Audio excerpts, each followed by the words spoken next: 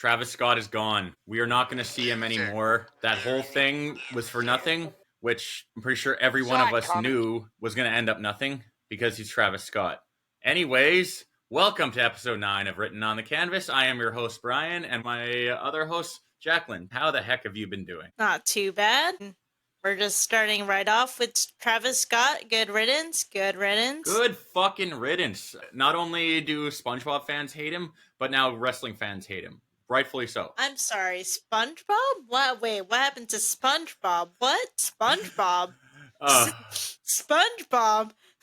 Okay, there was this time when Maroon 5, they essentially said they were gonna play Sweet Victory at the Super Bowl. And this was right around the time Steven Hillenburg passed away. But instead, oh shit, fucking Travis Scott came out and played Sicko Mode. Oh my god. You know what? Don't even get me started with him. I know we're a wrestling podcast, but I did recently see his documentary on Astro World. Trainwreck. Oh, how was that? It was a train wreck. He's such an asshole. He's such a fucking joke. You know, given the fact that we're going to be talking about Unreal on this episode, I'm just going to say, that those couple of episodes where he's on really have not aged well. Nope. They did not. But let's get into Unreal, because I absolutely enjoyed it. I did like Unreal. There were a couple of things I wasn't really the biggest fan of, but I thought it was a really enjoyable documentary series. I do like how it humanized everybody, but you can argue that it took away from their larger-than-life personas, but I mean, isn't that the whole point of being it unreal? To unravel it. Yeah. To be honest, for me, it is refreshing to just see them as people talking about their experience and what it's like. I did not expect Rhea Ripley's name to be Isla Dawn. Wait, is there a joke here? No, I don't know. Wait, you didn't expect whose name? Rhea's name is Demeti. Really? Demeti Bennett. Where did you get Isla Dawn? What? Fuck, I don't know. Jesus. I don't know where. Were you high? Her name is Demeti Bennett. Okay, well. But I guess her friends call her Demi. To be fair, the last weekend I was at the Veld Music Festival and I witnessed somebody impersonating Deadmau5 on the stage. And when Deadmau5 came on, he took his Deadmau5 ear, hit him right in the face, and then security completely rushed him, pulled his pants down. Did you get that on video?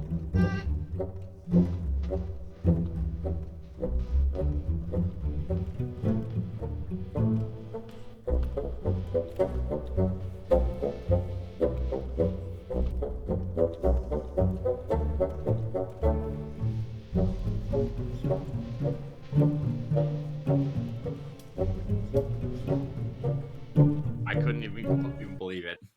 It was weird. Anyway, back to Unreal, because I'm pretty sure that was fucking unreal. But yeah, Rhea's name is Demi. It was really formal. My government name is Demi. My government name is Phil. Yeah. Alright, that's pretty formal, but alright, I respect that. I had a feeling they would talk about their backgrounds and where they come from and their lives, but to many people, it was a shock to everyone else. Like, oh, wow, they have real names. Wow, they were regular people. Fuck, where the hell did I get Isla Dawn? For all of this. Where the hell did I get Isla Dawn from? Oh, well, whatever. Isla Dawn did get released. She was one of those witchy, that character who was with Alba Fire. Right! And they were attacking things. Right! That's where I got it from. I don't know why. That was a weird tag team. Like, it feels like they just showed up out of nowhere. Speaking of showing up out of nowhere, I know we're talking about Unreal, but that lady then was with Julia. She was from NXT. She got brought up to SmackDown. She had a match, and then she got injured. Then people forgot about her, but I didn't, so I thought it was pretty random that she turned into a manager for Julia. I don't know where this is going, but I don't know. maybe it'll lead to something cool. I don't know. It's weird though. Usually with that sort of things, there's a backstage segment where it's just like, "Hey, you have potential, but I should, but I will This is help my client, you." Yeah, Julia. This is my client. I'm sorry, ma'am. When did you become a manager? yeah. She just randomly showed up with her. Like that was weird. I was so confused. Like before there was LA Knight, there was Max Dupree, and then he turned into LA Knight, and then it kind of felt like no, it didn't feel like that at all. Just they just kind of thrown her in. But do I have any interest? No. Do I like Stephanie better than Julia now? Yeah. Yeah. Well, the women's U.S. title really did take a step back. That's what Chelsea said. And speaking of Chelsea, I'm sorry, I got to segue back to Unreal. But speaking of Chelsea, yay! She had majority of an episode, and Vancouver was mentioned, and we were way, way, way, way in the background at War Games. You can't see us, but we were there. We were right above her. We were we? Yep. We were right above her. Like where she was, I was like, wait a sec. We were right there. But I'm pretty sure I saw her sister too. She looked really familiar. I felt like I probably passed her. But yeah, that was really nice. Her whole episode was great. Great. Honestly, she is a monumental treasure. I love you, Chelsea! I love you, Chelsea! You are amazing! I love you!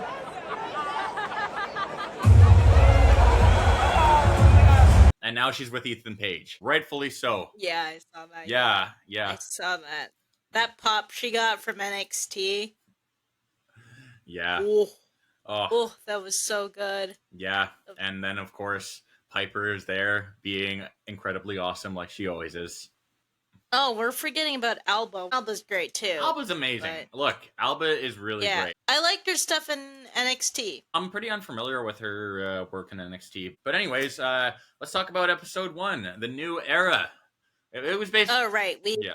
We rambled for the first few minutes there. We got a little too overexcited. I mean, it's been a while, so okay, bear with us. Yeah, exactly. So this whole thing was just exposition showing the process of Netflix and everything. But the biggest thing I took away from this, Prichard is a fucking loser. In what way? Okay, first of all, he's not even anywhere on Abyss's level. And he wants to talk down to him, saying that main event was overbooked and overfinished. Fuck you. Like, William Regal really is a guy with no ego who should have a huge ego.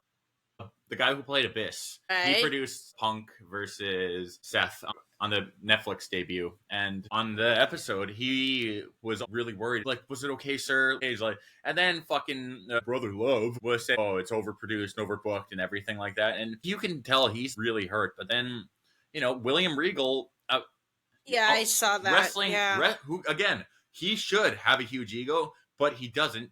And he says, I thought it was great, and you should be proud of it.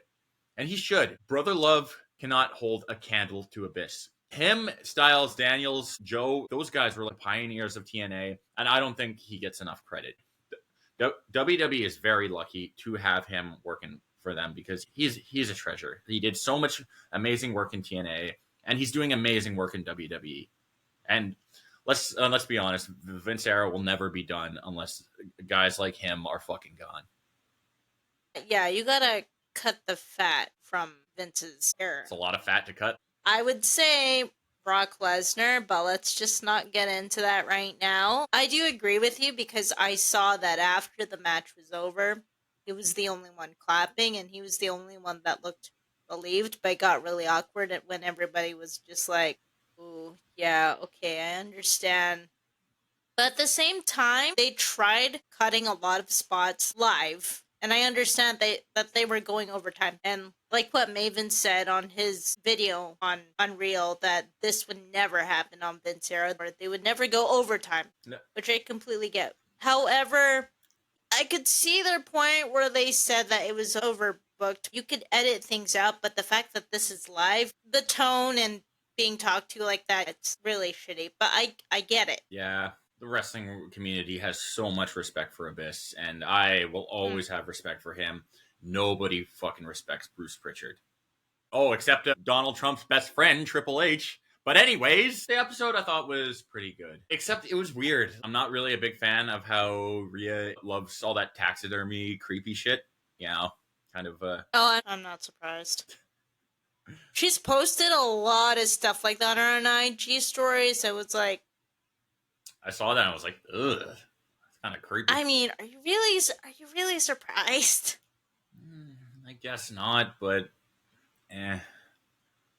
Oh, come on. She could have been into like way worse things. I mean, that's not so bad. I guess. I don't know. Just wasn't what I No, was she's from Australia. Like, I mean, they humanized her when she speaks as herself. She's just a girl. She's just a girl. I just have this feeling where I get it. Her anxiety, I could see it because Rhea is a part of her that cranked up to 11. is kind of like the legal side of her, which I totally get because I have that side too, but I don't know how to express that without getting arrested. You know what I mean? So she has Rhea. So with Demi, man, it was kind of hard to see her anxious, but I completely understand seeing her overwhelmed because imagine just memorizing your matches and overthinking, what if I'm gonna fuck up? What if I'm gonna do this? What if I'm gonna do that? I completely get it. Oh yeah, I'm like that whenever It's a I go. scary business. I am legit like that whenever I go on stage, but like her, I'm like it all disappears like right before I go on. It's weird. Brian Fletcher isn't my actual name. Like it's a character I made, and in a way, like it almost shields me from my anxiety because I do not like being the center of attention. I don't like all eyes on me. It feels weird. But you know, when I'm on, I mean, Jacklyn's not myself, but I'm still trying to tinker what should I separate from Jacklyn to myself. But yeah, Jacklyn's not, it's just my mask I get to put on, like what you said. Yeah, it definitely does help. Something does change when it's go time. So that is really cool. But I don't like how this series focused a lot on CM Punk. Oh, Phil. Yeah. Phil was Phil. Philip. Yeah, he was in a lot of episodes because when I was writing the notes, it's like this episode focus on CM Punk. CM Punk. CM Punk. WrestleMania. I do not. Okay. I don't like CM Punk. Yes, I do have a shirt of CM Punk, but that's only because there was no Judgment Day shirts and every other shirt that sucked. Oh, that's awkward. Yeah. You just want to get a shirt because, I don't know, FOMO?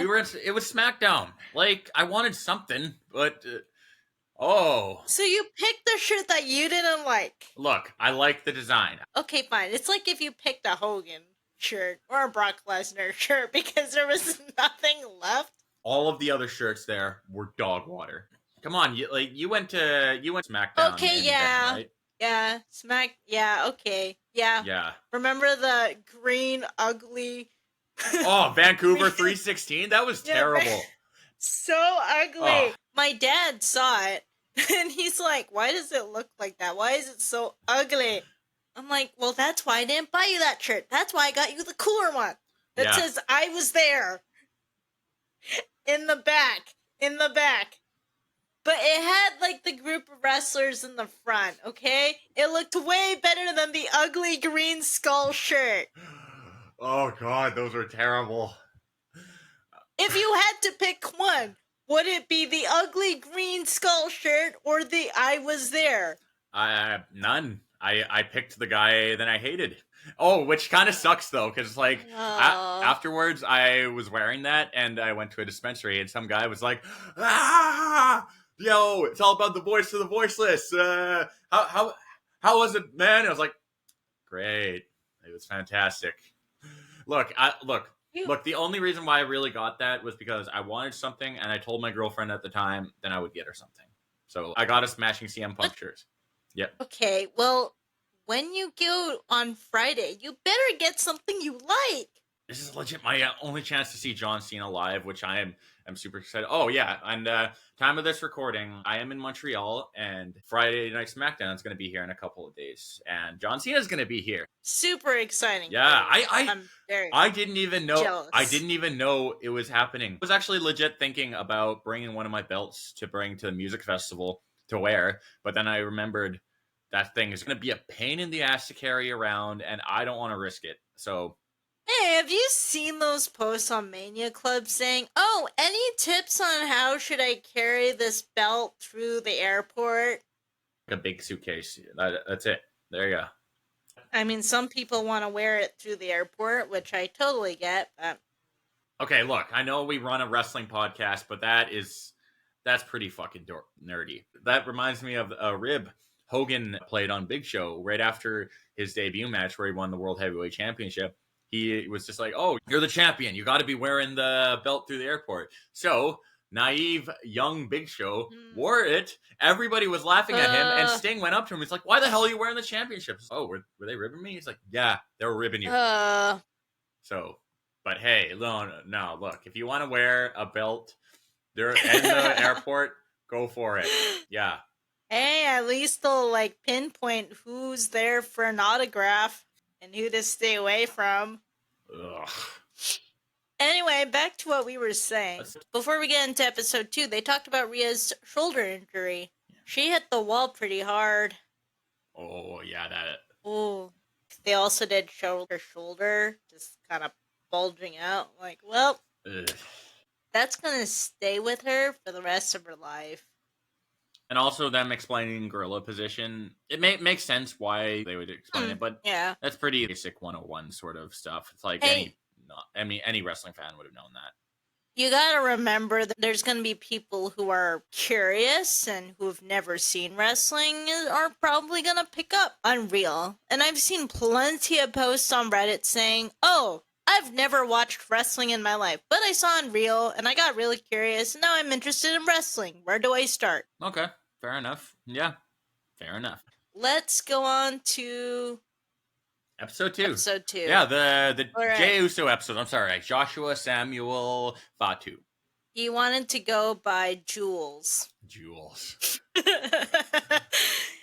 mean, it would have been cool. We all start somewhere, and I don't know. Like, I feel like he would have gotten a lot of ball jokes, mostly from Vince McMahon. I can see that. Yeah. Episode 2, that's about Jey Uso, Cody Rhodes, and they're planning for Saturday night main event. Yeah.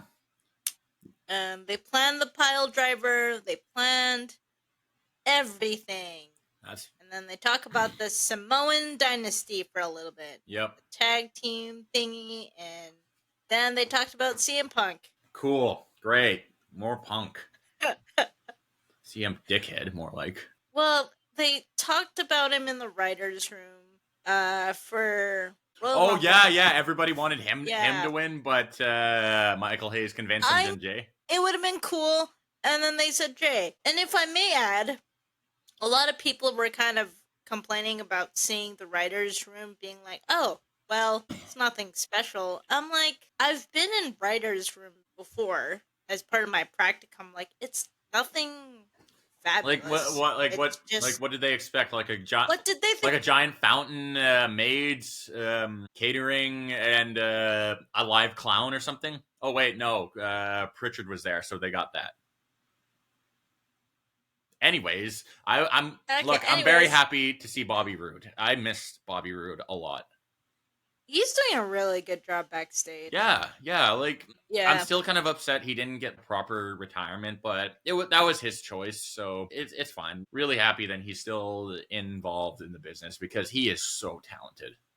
Oh, I still think about beer money. There was this one part where Triple H was insinuating this, but he mentioned to Jay that he shouldn't, indirectly told him that you shouldn't be tired after doing your entrance. You can definitely see then the pressure was getting to him. So, I mean, He does his entrance twice. I am 2 times. I'm so over it. I'm so tired of his entrance. I am so over it. Fuck me. I am so over this. I'm over it. Yep, absolutely. It was fun for like a year. And then is this like the 3rd year now that we're in? Oh god. Heat?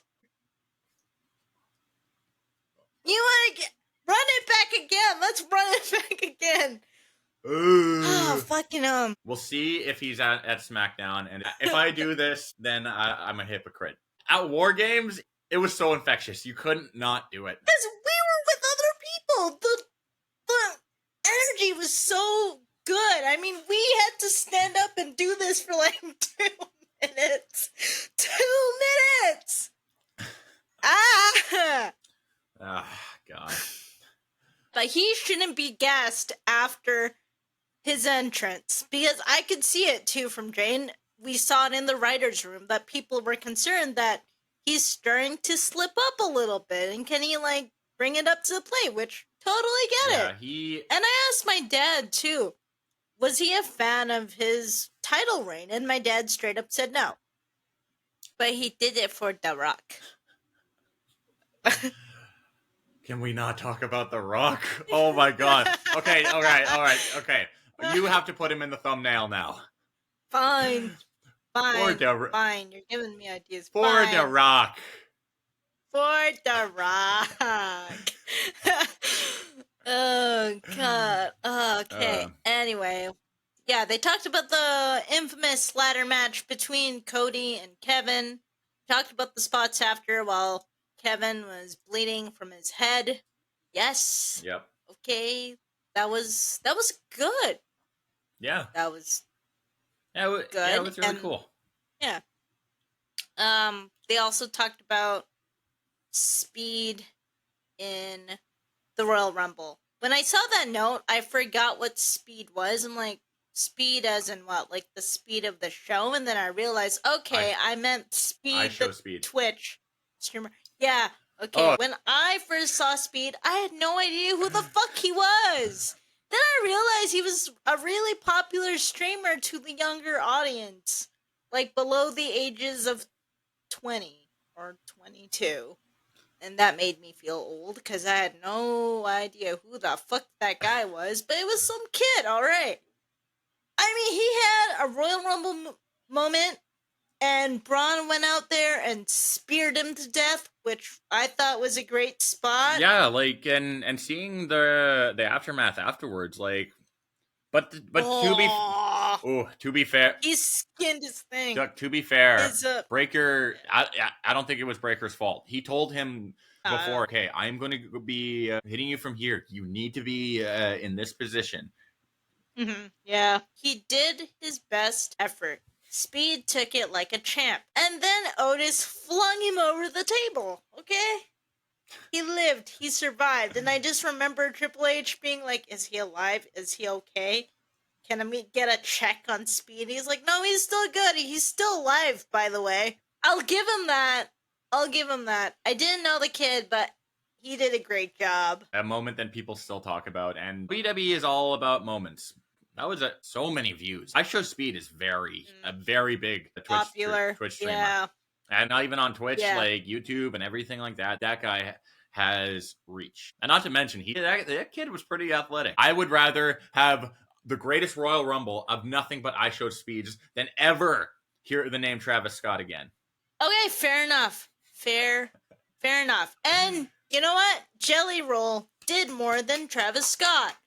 Let's give him that. After SummerSlam, it may not have been the greatest match. You know what? It was kind of boring, but he put in the effort. We shouldn't even mention Travis Scott's name around Jelly Roll. It wasn't bad. Obviously, Logan carried him through that match, and Drew did his best to make him look good. And they were essentially just like bouncing around in front of him, and he would just grab him and do a move. And to be fair, like he insisted on losing. They wanted him to win, but he was like, no, like I need to lose on this because like these guys are actual wrestlers, and that I respect. That's fair. Yeah, I respect that. Yeah, I mean, remember when Snooki beat Melina?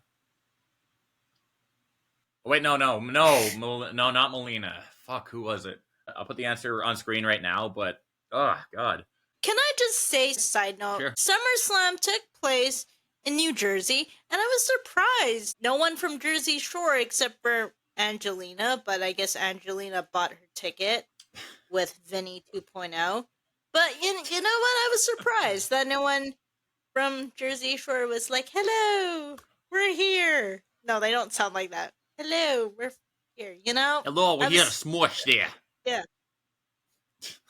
Yeah, that was bad. If they're not going to highlight Rekno being an evolution, even though he was right fucking there, then, you know, whatever. Fair. Yeah. Fair. But mind you, they all probably just bought their ticket. Yeah, but yeah. Look, I'm just going to say Rekno is a way better rapper than Lil Yachty. And I'm not just saying that because I'm a fan of him. He is a trendsetter. He's somebody that's actually really pushing the genre forward. And Lil Yachty, I like Rhea Ripley. Don't majority of Rhea Ripley general fans say that? I mean, I don't mean to say it like that, but you know. Anyway, I don't sound like that, but anyway. Speaking of rappers, what you think of Cardi B? I skipped her stuff. You know what? You didn't miss anything. She's like, "How you guys doing? SummerSlam! Woo! I'm so excited for Randy Orton." That's about it. So she was just Raven Simone. She said more things than Raven Simone. Raven Simone just said, "Woo! Oh, I'm so excited to be here!" Yeah. Pretty much. Episode 3, a lot of this was on Chelsea, which I was very happy about. She is so talented, and she absolutely deserves way more than she's given. We keep giving her flowers at this point. We'll just give her the whole fucking garden then. Just give her the whole garden. Give her a fucking fountain too while we're at it. And we're not just saying that because she is from our backyard. We love Chelsea. I adore her. She's so great. She's amazing in everything she does. And really, it sucks that she wasn't given anything at War Games. She tried in her episode. She said it's just show business, but she really did try. When I found out she was coming here, I was overjoyed, but also I had a feeling that maybe she was trying to get a match at War Games, but she couldn't. So the best she could do is try to promote it on the 5 a.m. news, which I was not awake for, but I was fully aware that she tried promoting it. You met again. Her, though. Yes, I did. Yes, I did. When I met her, you can tell right off the bat she loves her job. She loves what she does, and she was 15 minutes early too. Holy shit! That's really cool. I really wish I could have seen her. Meeting her was great, and I wish maybe someday, if I get to meet her again, she can sign a photo of us that we took together, which I could put up on the screen. But she also, I don't know if she mentioned it or someone mentioned in episode 3, 40% of the viewers now are women. That is pretty interesting. I mean, to be fair, 50% of the people on this show are women. Wait, what show? Who? What? Where? Oh!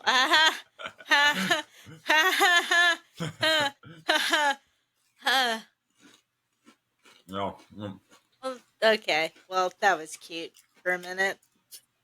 Honestly, it's crazy just how hard she had to fight just to end Saturday night's main event with the Unpretty Her. Hurricane wanted her to do a leg drop.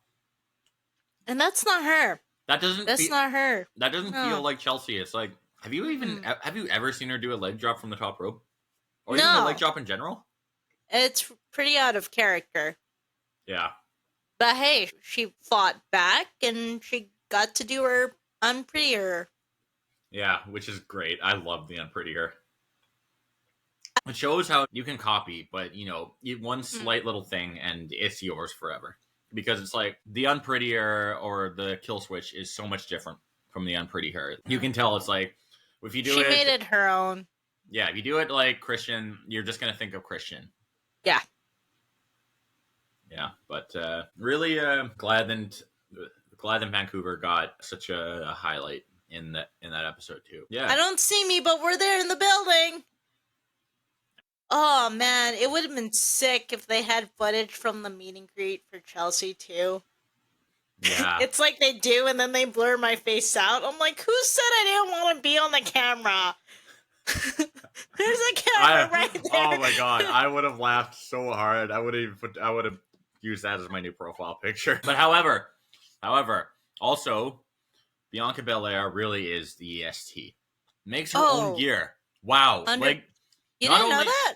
Not only is she incredibly strong, athletic, and she can cut a promo, but she's talented. She is so talented. They got a lot of really incredible wrestlers on that whole roster. Speaking of that, Chelsea Green has a great work ethic. Some points that I got from what she said is, take what you're given and just run with it. Never saying no to an opportunity. For someone to win, someone has to lose. I agree on everything she said. Because at the end of the day, you're either given 1 minute, 2 minutes, or 30 seconds. Just give it your 100. Not gonna lie though, it would have been absolutely amazing if they're 29 or 28 were fighting and they both got eliminated, and then Chelsea walked out and just won by default. That would have been amazing. Now that would have been an ending that people would have talked about. Oh. But who would she go after? Nobody. She would automatically win. I don't think they're that generous with her, but hey, she's a fan favorite. We've given her the entire garden. And we're going to keep giving it to her. She finally got her U.S. title. Which it really is being undone right as we speak. By Julia and that chick that started coming out with her randomly. I see. You told me her name on this episode, and I already forgot. Kiana James. Kiana James? Yeah. Okay. All right. Well, you're gonna forget it again. I'm gonna forget it again. Speaking of forgetting, we haven't forgotten about Charlotte Flair's knee surgery. Can't forget that. I felt so bad. I get it. People don't like her for multiple reasons, but you have to admit she's a legit athlete. I get it. She's a Nepo baby, but she can put in the work. I'm very happy that she's getting cheered now. And, it seems like she's having a lot of fun with Alexa. By the way, she's a lot happier. Really enjoyed that match. Like, it wasn't the best match on the card, but Alexa accidentally hit Charlotte. Oh. I like them. They didn't just fold because of that. It wasn't the tag team we were expecting, but we didn't know we wanted this. So yeah, and having Charlotte half interested, holding pom poms. Yay!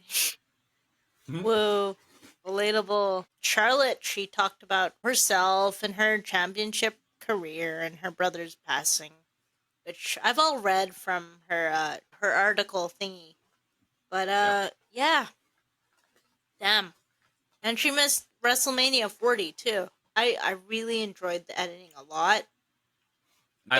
I like how it emphasized just how important stuff like camera angles are. It was very well done. I really love that. So that's my 2 cents there. And then we saw Charlotte win, and then her backstage, which according to some people, oh, that part's scripted. They just clapped for her because that's scripted. They're not really happy that she's back. They were just told to clap for her backstage. WWE pumps out a lot of content, a lot of shows. I don't watch every single show. Okay. I tried to watch Raw and NXT and SmackDown, and that completely depleted me. Okay, hold on. We got Raw, we got NXT, we have SmackDown, we got the PLEs, we got Unreal, we got LFG, we got Evolve, we got Speed. Let's not add Unreal to the list. That's a I would say it is WWE, it is wrestling, but I would not connect it to the actual product. You know what I mean? But I'm sure there's some I'm missing. But if you count partnerships, you now have TNA and their PLEs, and you And know you got AAA. AAA. And AAA, yeah. And which, by the way, both the world title holders of TNA are in the hands of WWE Developmental, and the World Tag Team Championships. And people the still want to WWE complain. losers. And people still want to complain. Look, I understand why they're doing it, because you know you have these titles on these huge names, and it's going to put more names on the product. But I think a lot of people are over Trick Williams being the TNA World Champion, and now you know you got the NXT Women's Champion as a Knockouts Champion, and I love Legado del Fantasma. I think Los Garza are an incredible tag team, and they deserve better. But they were freaking jobbers when they were just in WWE, and now they're just like, yeah, you're right. Now, like, the oh most my popular... god, remember their gimmick with the kiss cam? Oh, I was around for that briefly, but remember that where it was like a kiss cam for them, and they would just remember that with the Great Khali. No, this was still Vince era 2021, 2022, and they were like, I don't know, they were supposed to be suave and shit, and they would pick a random chick from the audience and do a whole kiss cam thing. No, I don't remember that. Exactly. But I do, for some reason. These guys, they were complete jobbers with WWE, and now they beat Psycho Clown and Mr. Iguana. Mr. Iguana. Oh, man, they're such a fun tag, though. My first introduction to AAA was when they did, was it before Money in the Bank? Because that was Worlds great. Collide? Oh, yeah, Worlds Collide was fun. I loved it. My dad liked it a lot. It was great. I loved Worlds Collide. Anyways, Elimination Chamber. They talked about Naomi and Jade and that whole attack at Elimination Chamber. Yeah. It was smart of them to use that to cover up her injury, though. Yeah. And yeah, it's too bad we missed her at, well, I'm going to say, for me, that it's too bad that I didn't get to see her at War Games. Could have, but... Oh, I'm doing this for me. I know how you feel about Jade, but would have been cool. Well, but speaking of that, it's good that WWE doesn't see her on the same level as Rhea Ripley, because she's not. She's not.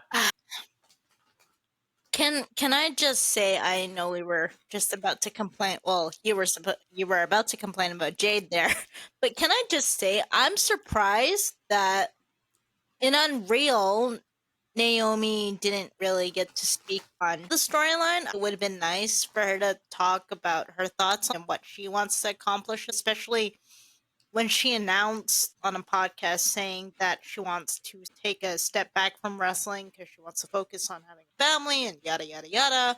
But we didn't really get to see that. No. They just explained how the storyline is put together, and we're going to put Naomi on a pedestal here, and then boom, boom, boom, boom, boom. Okay. Yeah. But damn, it's such a shame. We could have just heard Naomi's side for a bit, and we could have heard her talk as Trinity.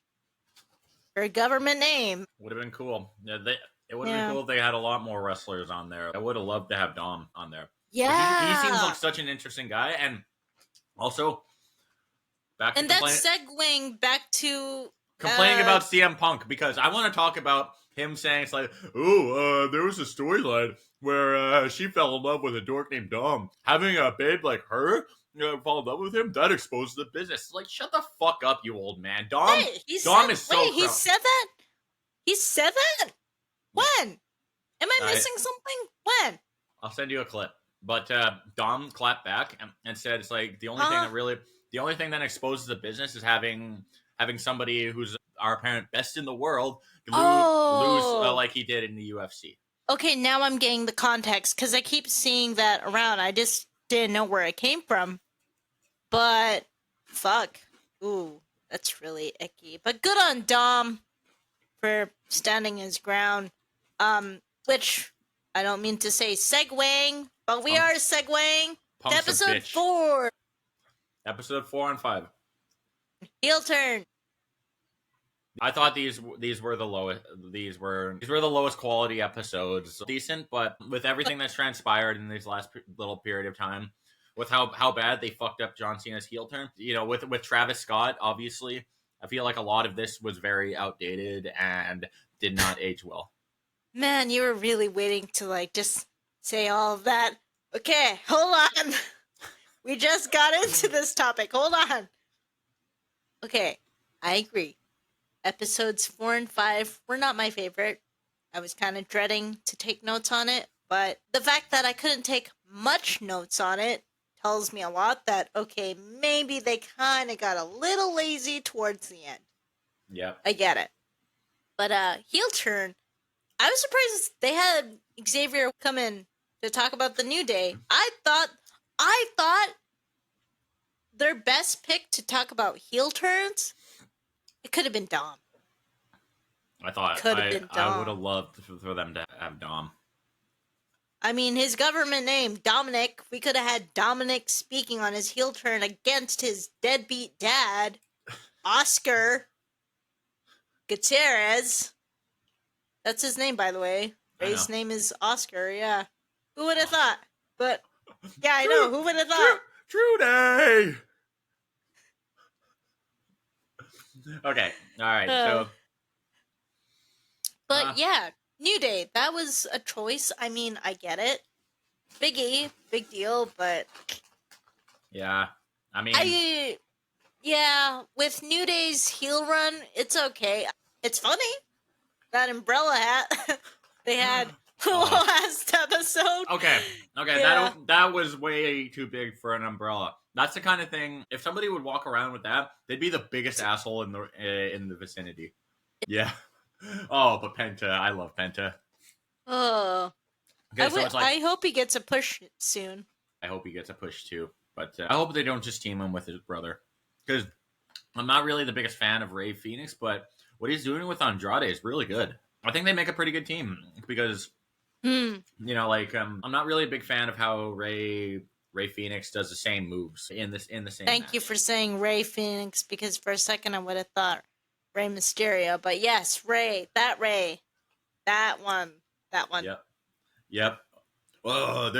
I don't like that Stephanie Valkyrie's name is too similar to Lyra Valkyria. You mean Stephanie Velcro? No, I mean Stephanie Valcroix. How do you say her name again? Stephanie Valkyrie. Oh, I know. It's just Nikki Bella said that. Stephanie Valcroix. She tried. I mean, she really walked in on that one. Poor Nikki. Seems like the crowd means well. The crowd is not interested, which is unfortunate because she got roasted alive by Becky on Monday. She took that low blow right there. You can't see him anymore. Ooh. She consented to that, though. But that was so good. That was so good. Yeah, but even I looked up from my phone like. The crowd, but the crowd was not into Nikki. No. Nah. You can look that you can't touch. Remote. Yeah. Anyway, back to the heel turn. I wasn't really so thrilled about Xavier Woods, Austin talking about turning on Big E, 10-year anniversary. Okay, yeah. Then they talked about John Cena's heel turn and all of the alternative storylines that they could have had, like how Kevin Owens. Yeah. You know what? I would have been more interested in that. Yeah, I mean, the moment probably wouldn't have been more viewed, but long-term wise, it would have had more ground. Definitely. And better execution, better development, we would have higher stakes. Yeah, definitely. The hard thing going into episode 5, thought they would explain more into Travis Scott being part of the storyline. He was just there. They just thrown him in. He was literally just there. Oh, but that part, that's lazy writing to me. That's lazy. I get that you want to get pops and you want to get people engaged in watching because of celebrities on, but God, Travis Scott. Triple H. Oh my God. Triple H kissed his ass so hard. Oh my God. Imagine if it were Macaulay Culkin. All right, look. Okay, Macaulay Culkin, I feel like he actually has the drive. I feel like he would actually give a shit. He would try. His inner child would be so happy. Think of Sami Zayn's match with Johnny Knoxville. Now, they implemented a lot of the Jackass stuff. They could have implemented a lot of Home Alone stuff for Culkin. Oh my God. Yeah. That would have been so sick. That would have been so sick. Yeah, that Jackass match with Sami was great. Way better than this whole carrying thing. Anyways, we're not talking about that. Now then, John Cena is a face again. I keep thinking back at that thing that Heyman said about, long-term storytelling. We can turn to Cody, but where is this going to lead us to 5 years down the road or 2 years down the road? Where are we going to end on this?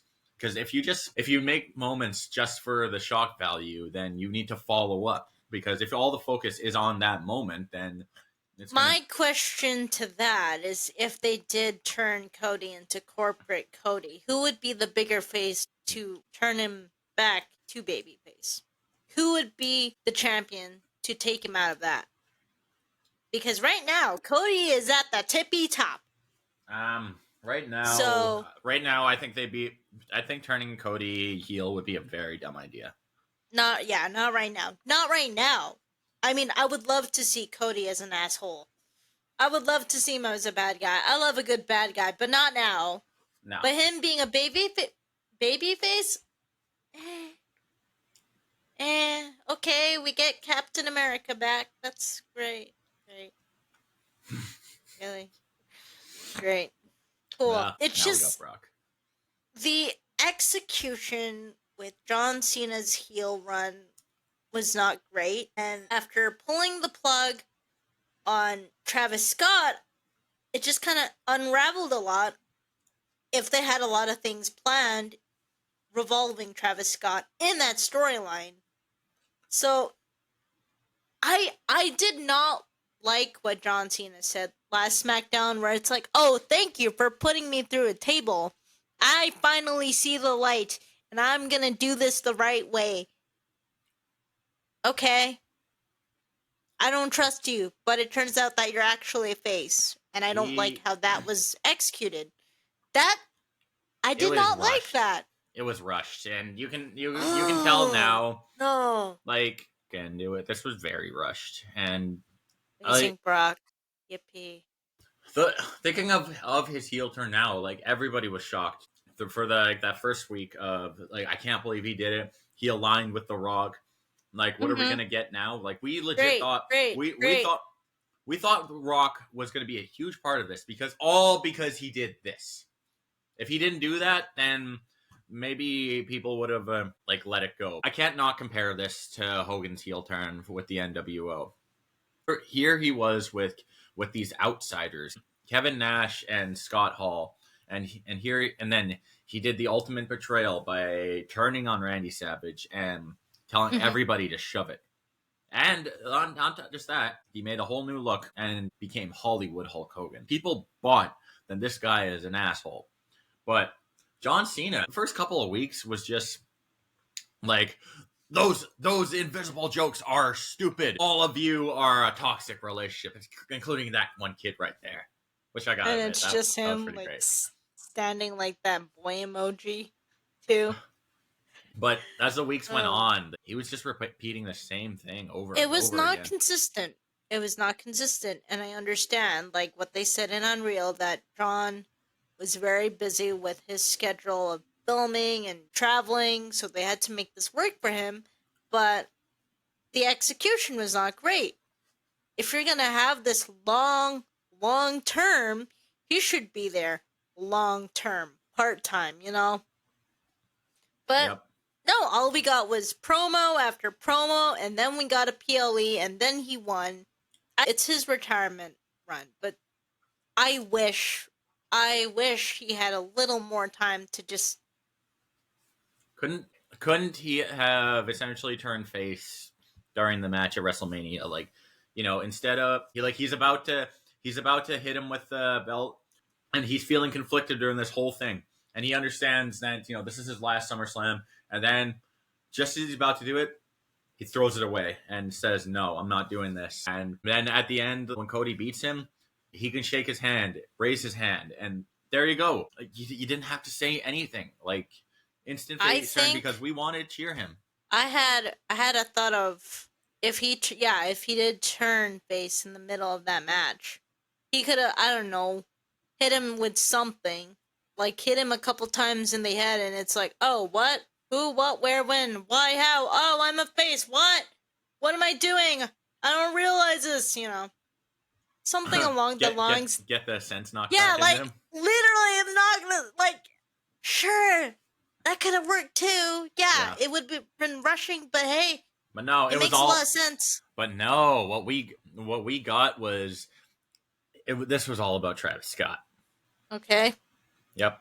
And now, whenever people are going to talk about John Cena's heel turn, Travis Scott is going to be a huge factor of it. You know what? Prichard said something in the last episode where he's like, yeah, that WrestleMania match between Cody and John, it doesn't have to be on par with Rhea's and Io's and Bianca's triple threat. It doesn't have to be on par with Roman Reigns and Seth, but it gets us to the next chapter. And I'm just thinking, it was basically a filler match to get to the next chapter.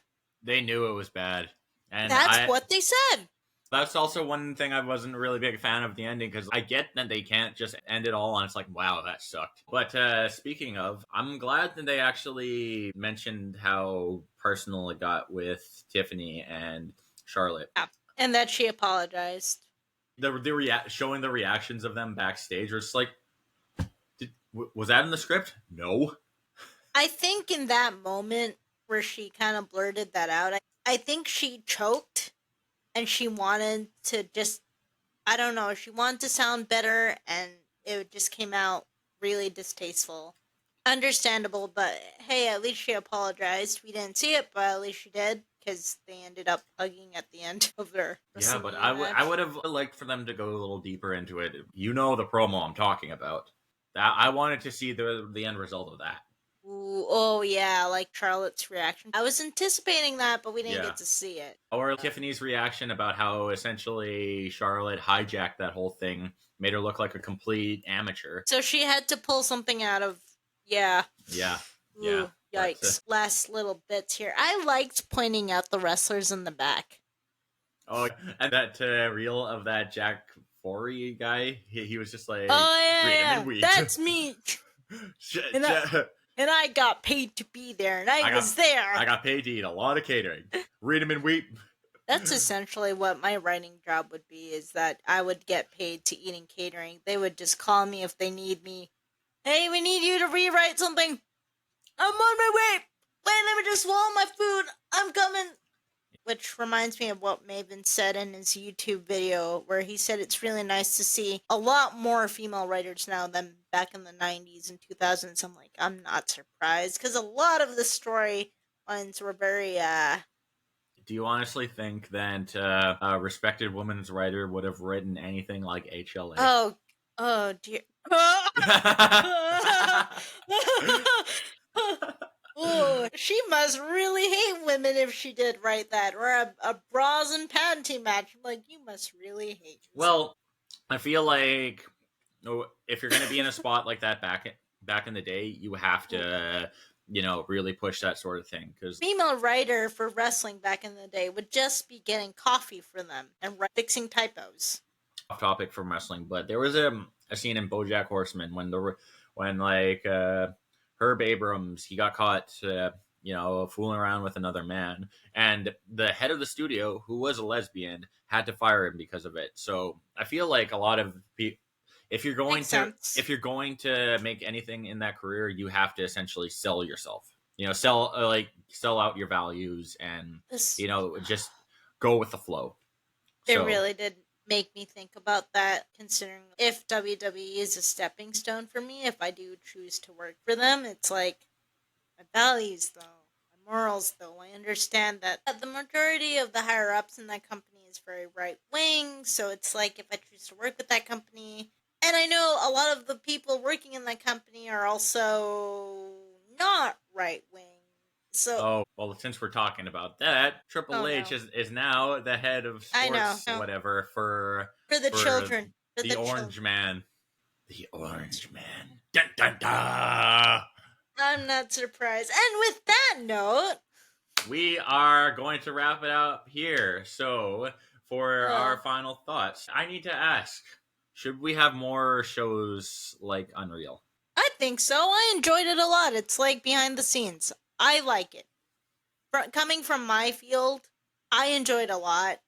And they didn't pull back a lot of the curtain, but I'm surprised when Maven said he wanted them to pull back the curtain more. I was surprised when he said that. But yeah, it was really nice to see. They didn't expose a lot of the business. It was very straightforward, like, oh, this is CGI.